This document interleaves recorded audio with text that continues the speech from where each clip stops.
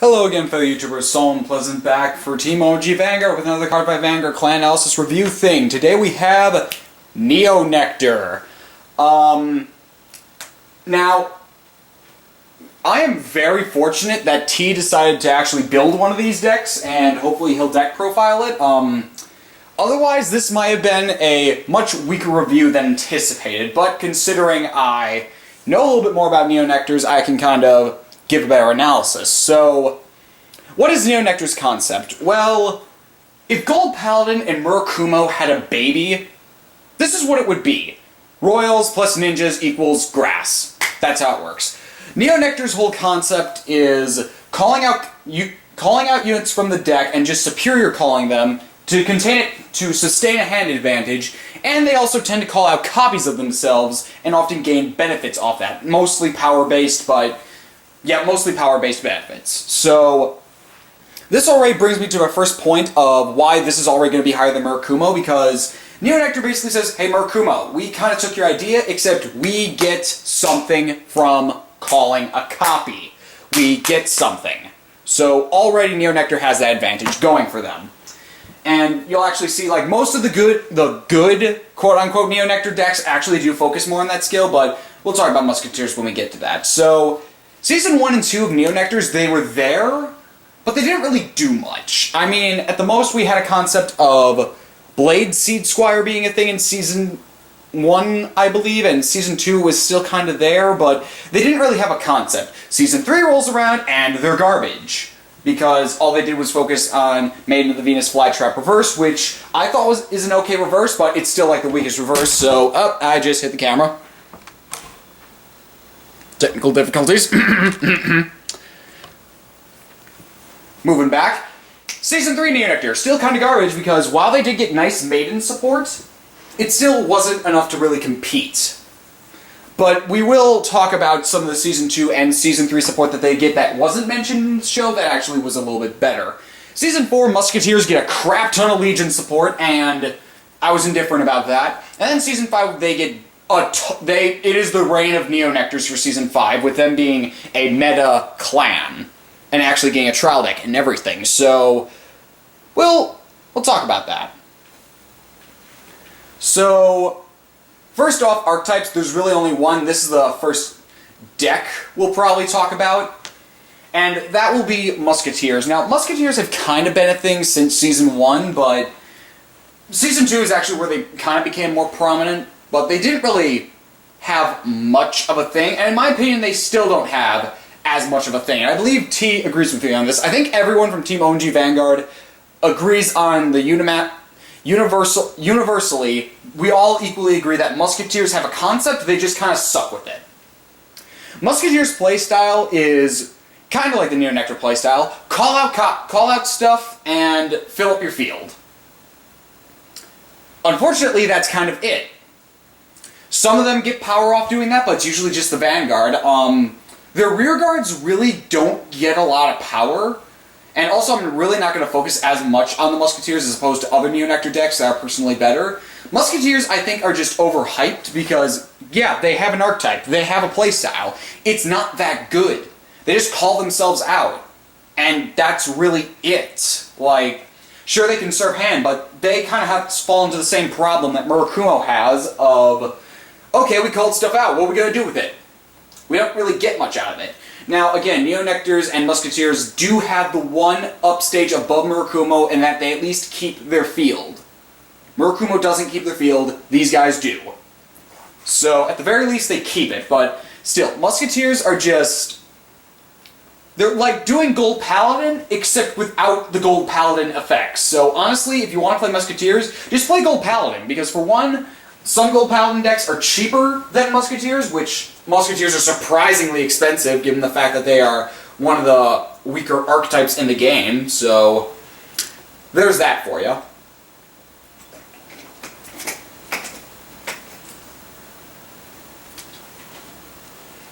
Talking about other decks before I get into specific cards, there are two other decks worth mentioning, and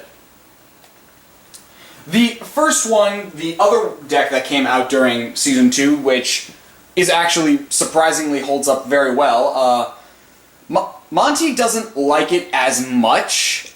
I personally think it's fine. Arbros, Dragon, Sephiroth. This is where Neo Nectars should go and what Murakumos should kind of do.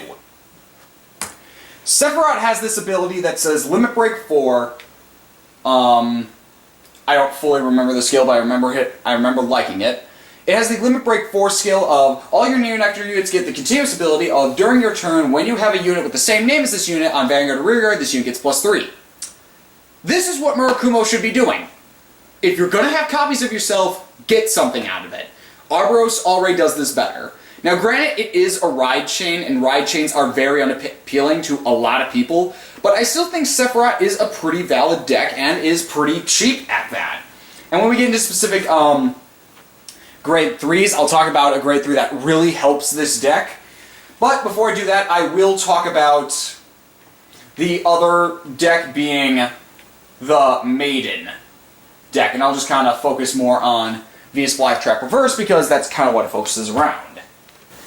Now, the Maiden deck kind of has the same idea as the Musketeers, but at the very least, Maidens have the idea of at least giving some power to it. Maidens are, yeah, they're Musketeers except they give power, but they just call out a little less. And also they'll often swap out copies of themselves for other copies of themselves. So they're like Sephiroth, but with more of a field-style rush that's like Musketeers. Maidens are kind of that in-between between Sephiroth's pure aggro and the Musketeers' pure, whatever it is. Now, I personally think Maidens overall aren't that bad of a deck, in my personal opinion. And again, I've tested out Venus Flytrap Reverse. It's not bad when you combo it with the Break Ride, and you know, before I even get to grade 3s, I might as well just talk about the Break Ride, because the Break Ride is the whole reason that Maidens and Arbros are still a thing. Unlike Musketeers, who just got Legion, and they're just like, hey, we're just gonna get Legion. And I'm like, okay. I forget where he is. Ah, yes.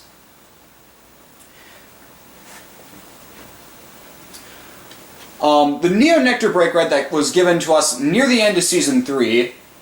Deep Green Lord Master Westria, I believe? Wistria? I'm not sure how you say that. I think it's Wistria. Anyway, he has the Break Ride ability of Counterblast 1. When Neo Nectar rides this unit, you may pay the cost. If you do, choose 2 Neo Nectars from... Okay, it's just worded differently. Alright. Choose 2 Neo Nectar Rearguard. Search your deck for up to 1 card with the same name as each of those rearguards, call them a separate rearguard, shuffle your deck, choose your Vanguard, and give it +10 till the end of the turn. So why is this good for Maidens and Arbros? Because 1, it calls out copies, so already I pretty much just set up my field to have a +3 with Arbros, or have support for my Maiden. And 2, I also powered up my Vanguard. This especially works with Arbros because I can pretty much have a row of an Arbros and a Crayola Dragon, which is the 8K, and then Break Ride this, call out another line. So not only does my front line get +3, my back line also gets +3. And I can call out third Corolla, however you say that, and you pretty much have a line of +6 to each line. And that's without adding the Break Ride, which gives you even more power. So this really helped Arbros in making his stand as a deck that's pure power-based. And it also does conserve your hand. The way this helps Maidens is it allows it to give Maidens more fuel for their field. Because, 1, the reverse requires something to lock in order to get something else out with power, kind of like how Lukier does, and 2, it also does give you a bit of a stronger field so that if you don't have some of the cards I'll talk about later, you can get them out with this Break Ride. Like, say you want to be able to get more of a field. Basically, this Break Ride allows you to secure your field and make it bigger, which I really enjoy. So, when talking about specific units, going into triggers, it's probably best to run crit with Neo Nectar like everything else, though I will make a stance that, unless you're running Musketeers, stands are something that can really be your friend with Neo Nectars. Because if you haven't noticed, Arboros can get up a ton of power, Maidens can get up some power, and Musketeers can also to the field, but forgetting Musketeers, stands can really be your friend because they allow you to get off even more attacks and with more power. So stands can really be a friend, and I will vouch for that when it comes to Neo Nectar. Now, one specific sand trigger, surprisingly, that actually came out in Season 5. And I just recently learned of this through T, and yeah, I will constantly say that T really helped me figure out how to do this whole analysis of a clan, because one, I barely see Neo Nectar, and two, not a lot of people like running it. So, Maiden of Daybreak. This is an interesting card.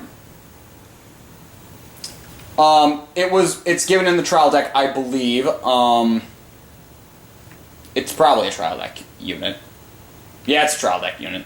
Normally, I don't really talk about G-Break units, and surprisingly, even though I talked about Gear Chronicle, I didn't even really mention their G-Break units because Gear Chronicle is still kind of garbo. But this is a really interesting unit that, again, if Murakumo had this, they'd be really ridiculous. It has the Generation Break 1 ability of, if it will let me see it, let me see your skill, there you go. Or, screw it, I'm just going to wait it because I actually remember what it does. Alright, so what Maiden of Daybreak does is Generation Break 1, which is when you strode a unit already, which I'm not a fan of, but oh well. You can place this on rearguard, and when you place this on rearguard, you may choose 2 of your units, give them plus 5,000 power, and then bounce this to the top of your deck, and then shuffle your deck. Which, I don't get why it says bounce it to the top when you're just going to shuffle it, but okay. It's a really interesting unit because, for one, you can keep bringing up those stands, which I brought up earlier as stands being your friend with Neo Nectar, but it also boosts up your rear guards very well. So it's a very nice grade 0 stand to have, and it's nice to run in a lot of decks. So from going from 1s to 2s, when it comes to grade 1s, some things to notice. For one, P-guards, run 4 of them. Like, there's no other option with Neo Nectar. You have to run 4 P-guards. You can't run anything else. Like, anything else, you're just asking your Neo Nectar deck to die because, for one, Neo Nectars can be defensive, but it doesn't always work, so they like to go with a happy mix of aggro and defense. Something that Murakumo, I think, tries to do, but utterly fails, whereas Neo Nectar can actually do it because they can power up their units. I don't have any good units to show, but I will showcase the fact that P-guards are important with probably one of the best cards in the entire game. 100% orange. It's a basic standard P-guard that really does nothing, it just P-guards, but that is an amazing name. Bushiroad puts some effort into something for once, and that brings a tear to my eye. A tear of joy, because that's just amazing. 100% orange, or as I like to call it, 100% juice. Which is what it is. 100% OJ. And a lot of Neo Nectar's cards are actually very fun in the fact that they have ridiculous names, such as Boon Banana. A lot of there is a salad deck. It's garbo and has nothing to do with anything. It's just there to be a thing. But their vegetable ones are very humorous. Alright, so moving on to grade 2s. There are 2 that I will mention. The first being from... I'm trying to think, are there 2 that I want to mention? Ah, yeah, there are. The first one being from the Season 3 Maiden build.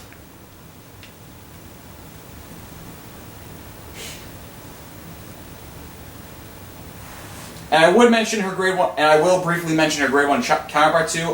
Maiden of the Cherry Bloom and Maiden of the Cherry Stone, I think are very, very good Maiden supports. Bloom has the ability of Counterblast 1, Soul Blast 1. When this unit attack hits a Vanguard, if you have Neo Nectar Vanguard, you may pay the cost. If you do, search your deck for a Maiden of Cherry Stone, call it as rest, shuffle your deck. Maiden of Cherry Stone, I believe, has the ability to bounce herself back, and you can do something when you bounce yourself back. But Maiden of the Cherry Bloom and Cherry Stone are a very nice combo in keeping that field fluent and moving, which is something Neo Nectar decks are good at doing, but the one difference between Maidens doing it and Musketeers doing it is Maidens usually get some benefit off doing it, Musketeers don't. So, there's the thing there. And the other unit I want to talk about is, again, something from the Stride generation. Maiden of Gladiolus. This is another very nice card. It has the same Generation Break 1 ability. Counterblast 1, when this unit attacks a Vanguard, and this unit is boosted, you may pay the cost. If you do, choose another of your rearguards, search